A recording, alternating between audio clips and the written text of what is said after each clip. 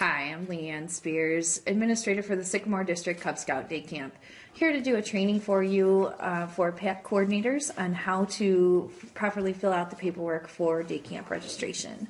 Your number one tool that is going to be really important and super helpful for you is the Sycamore Day Camp PAC instruction packet. This was emailed to you, is also available on the website. This will take you through step by step on all the information that you need to know for compiling your registration forms and answer any questions you may have. The other thing that you're going to want is the actual PAC registration packet form. So that is here. Starts out with the checklist for day camp registration. This particular form does not need to be turned in with your paperwork, but it's for your reference. If you would like to turn it in, it's not a problem. But just so you know, it's a checklist for what you have included so that you make sure that you've got it all before you slide it into your envelope. So the first thing on here you want to fill out is you need to know that you need to have registration fees. All of the parents should be writing a check for their registration fee to your PAC. Your PAC should then compile them, deposit them with your treasurer, follow whatever process you normally follow, and write one check made payable to Black Hawk Area Council for the entire registration fee due for your PAC. I'm giving you a sample for PAC 123 with all fictional names, addresses, and phone numbers today. So for example, the PAC 123 registration paperwork is here. They have a total of all of these boys, 7 wolf, 4 bear, 2 Weebles 1, and 3 Weebles 2, for a total of $720. So this is what their form will look like. They will send one check made payable to Black Hawk Area Council for $720. Then they will send 4 separate deposit checks, one for each rank that they have children attending. $50 deposit. Holds their, it makes sure that they meet their responsibilities for setup or cleanup, which are outlined in the registration packet, in your PAC instructions, and other forms, so that there's no questions on how to get that registration, the deposit back. All right. So the first thing on your checklist is the checks. But then it says the emergency contact form and rosters. So here's your first sheet that has all that information. Here is where you fill out your information as the day camp coordinator. You need your name, address, phone, and email. You are, as the coordinator, are the person that we will be contacting you as far as day camp staff in order to answer any questions as far as registration or anything else that we need to know. So this information is super, super important. Make sure you have that all complete. Another thing on this top registration form, there's an opportunity here to check that we need to combine with another PAC for den guides with groups of 4 or less, or we have enough den guides, but we'll help another PAC. So these are for small groups. The den guide ratios are 1 to 7 youth per adult. It's a 5 to 7 preferred, but anywhere up to 7 with 1 adult. So you can see that here on the bear level, they have 4. When they have enough den guides to handle their whole day and their program staff requirements, but they would be willing to help another PAC, so they're going to mark it here. On the Weebles 1 level, they only have 2 boys attending, and they do not have enough to cover their den guide coverage, so they're marking here that they would like some help, and we will help arrange that with our small groups meeting. Then the Weebles 2, they are willing to, they need to combine, but they already made arrangements with PAC 124. Now, in the Weebles 1, they did not make arrangements ahead of time, so we will help them with that through the small group meeting. But the Weebles 2, they already made arrangements, so that's why it's indicated here, PAC 124. Even if PACs combine for den guide coverage, each PAC is still responsible for providing their own program staff volunteers, and each PAC is still responsible for setup or cleanup duties in order to receive their deposit back. So that's how to navigate that part of the form. So that's going to be your cover sheet for your registration packet. The next thing on the list says emergency contact forms and rosters. So that's going to look like this. This is the 2015 emergency phone tree contact for the wolves. The person listed here as the emergency contact should be an interested party for that wolf level. Please do not put yourself down if you're going to be in Florida that week or unavailable or working and don't have access to a phone. What we need this person to do is, should camp be canceled for any reason, we call that person, and then it's their responsibility to call the rest of the youth involved. So it is a phone tree. We start by calling the first person as the emergency contact, and then it's that person's responsibility to call everyone else for the camp, just in case anything would need to be canceled in the morning. The other thing for this, you're going to list the emergency contact. This is Wolf. You want to list each boy's name and then their t-shirt size. And then you're going to tally the number of sizes on this side over here. So you can see that they have 4 6 to 8s, 2 10 to 12s, and 1 14 16. Next is the bear, same information. This is a different contact name because this is the person who wants to be responsible for bear. Again, boys are listed, t-shirts are listed here, and then they're tallied. Same thing for all 4 ranks because they have all 4 attending, Weeble is 1, and Weeble is 2. After the rosters, you'll want to put in all of the boys' registration forms. So this is their part 1 and part 2. It can be photocopied double-sided if you want, or it can be stapled, it's your choice. But it has to be complete for each boy. They need their name, make sure the pack number is on there, make sure the correct week that they're attending is listed. It lists the current rank is Wolf because we're only in March or April when we're doing the registration, but come summer camp, when it's June, July, they will already have advanced to their next rank. So currently a Wolf, they're going to be attending bear camp. Make sure the parents understand the proper weeks for registration and that this is all correct. Refer to your pack rosters or however else you have to make sure that they are registered for the correct week. That is one of the biggest mistakes we do have. Make sure the t-shirt size is circled, and then the parent and guardian information, health and safety concerns, if there's any medical information, anything like that.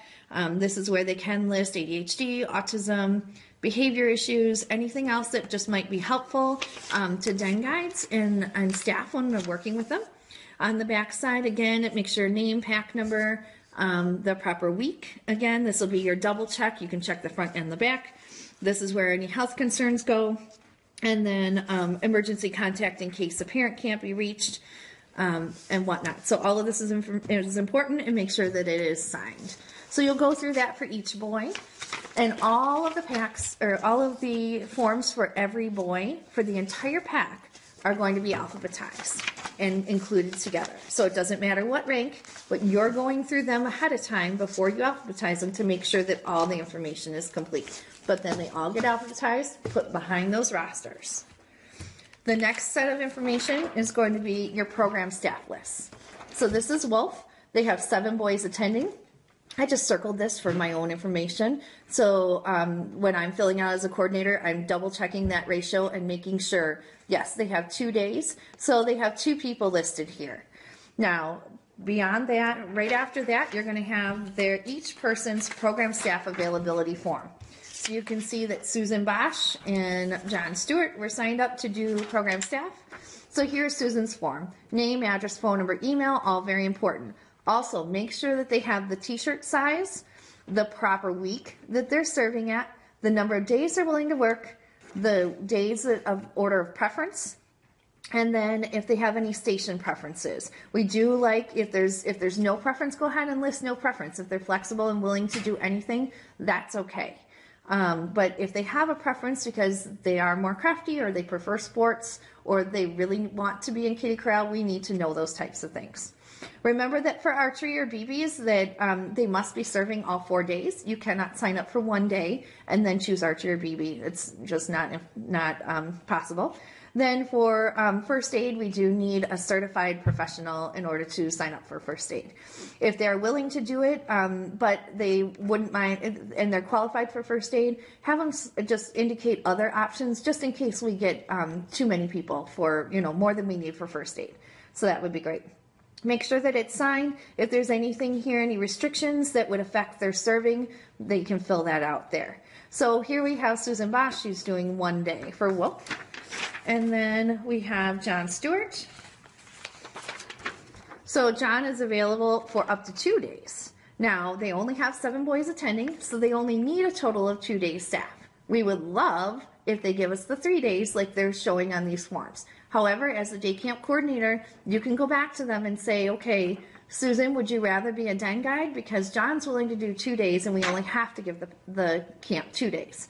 If you want to give 3, you'll be on our superstar pack list, and we would appreciate that. But I just want to point out that these are things that you can look through as a day camp coordinator to make sure that all this information is correct, and to ask questions before you submit it to me. Once you turn in these forms, we're going to take every day that people offer to us. So please make sure that these are as accurate as possible. And you're only submitting these program staff forms for the people who actually are serving on program staff, which are the people who stay at the one station and teach the same activity 5 times through the day. They are not moving around with the boys in your den. However, your den will come through the station and they will get to teach your boys in your den during their activity. No problems, so no worries there. You will see them, you just won't be with them all day. So, same thing goes for all of the other ranks. So this is wolf, then followed by bear, 1 person. Here's this. He's willing to give us any number of days. They only need to have 1, but he didn't necessarily say what days are better. Well, you know, the more flexible people are, the better, but we will work with what we have. For Weeblos 1, they need to give us 1 day. Cindy Wilson, and she's willing to give us 1. She has an open schedule, no preference, so that's okay. And here's her request. She does note on here that Kitty Corral is her number 1 choice because she has a small child that will be at camp with her, and she would like to be in that area so that she's not leaving that child alone. So if there's separation issues or anything like that, we totally welcome that. Just remember that if you are going to do Kitty Corral, be prepared for a full day. They have activities and whatnot, just like the other kids do. So then Weeblos 2, we have Trina Timms, and then Trina Swarm. Want to make sure one thing as you're checking, Trina didn't fill out her form correctly. She left the t-shirt size uncircled. Please make sure that you're double checking that, calling and asking or emailing, whatever you have to do to get that t-shirt size before you send it in to us. We really need to know. She also didn't tell us how many days that she's willing to work. So these are the kinds of things that you're double checking on these forms to make sure they're correct before you send them in to us. The fewer questions we have, then the fewer problems we'll have to follow up on. The last form, as far as the forms packet, is the CPR certification. This form is not mandatory if you don't have anyone in your pack that's CPR certified. It's just an FYI. If there's anyone who filled out on their adult health form, there's a spot on there that says CPR certified. They need to list the name of the organization and the expiring date. So if you do know someone that is, you put the date and the organization. If they didn't list the organization or they didn't list the date, you don't have to put them on here. Rest assured that we have trained, qualified professionals that can do CPR at all of our camps. This is just information. It's a national standard that we have this form on file as well to know any qualified adults that are at the camp at any time. All right. The last thing that's going to be in your set of packets are the adult health forms. It says Sycamore Day Camp health forms for adults over the age of 18. This is going to be for the whole pack, and they're going to be alphabetized. For each adult that is going, if you have more than 1 adult in a family that is going, only 1 person per form. So if Tom and Susie Jones are both volunteering from 1 family, we need 1 form for Tom Jones, 1 form for Susie Jones. It's just too confusing if people's information are doubled up on a form. So 1 per adult. But if they are serving on more than 1 week, you only have to have 1 copy of their form in there. So if Tom is coming 2 different weeks, just turn in 1 form for Tom Jones. So then make sure that they're all alphabetized and then included at the back of your packet. Once you get all of that compiled and you put your 5 checks, for example, for this one, the 1 for the registration and 4 for the deposits, you're ready to mail your packet to me. The registrations are due April 16th, 2015. Make sure that they are, and the mailing address is on your instruction sheet. If you have any questions, please reach out to us. Hopefully this is helpful.